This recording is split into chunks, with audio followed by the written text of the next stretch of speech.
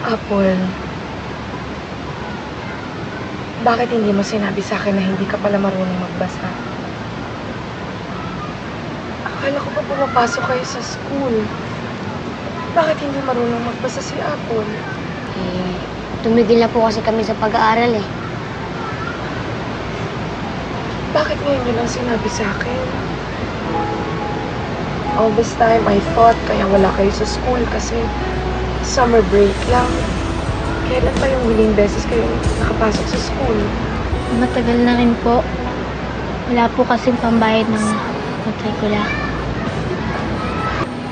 Kaya nga po gusto kong manalo sa talent show.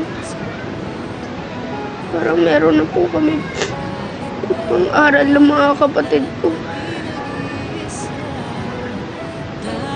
Pero mukhang hindi na po natutupad yun. Huwag mong sisihin ang sarili mo, Apple. Kasalanan ko to. Dapat pinag-aaral ko kayo. Patawarin mo. Sorry.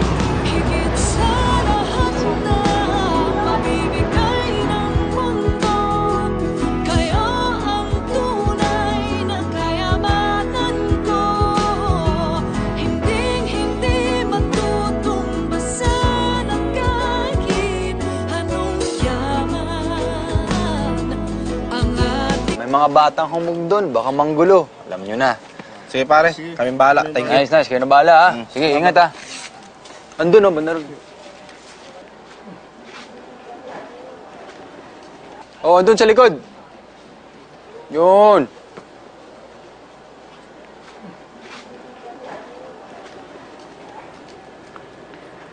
Paeng?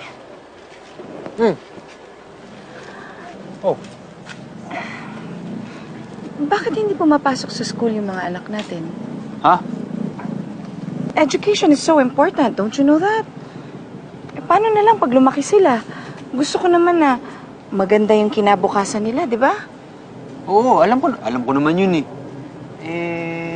Bakit ba? Sadyang mahirap lang talaga ang buhay, eh.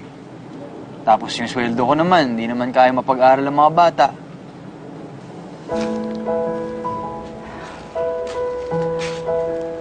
Napakalaki ng pagkukulang ko sa kanila. Dapat pala hindi na ako nag-anak kung hindi ko naman pala sila kayang bigyan ng magandang buhay. Oo, teka lang. Huwag naman ganun. Huwag mo sabihin yan. Isipin mo na lang. Mabiyaya pa rin sila sa atin ng Diyos.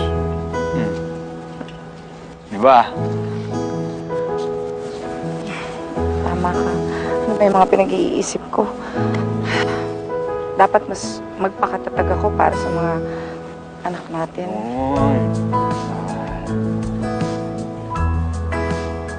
Ito. Huwag kang mag-alala. Gagawa ako ng paraan para makapag-aaral ang mga anak natin. Kakayanin natin to, baby.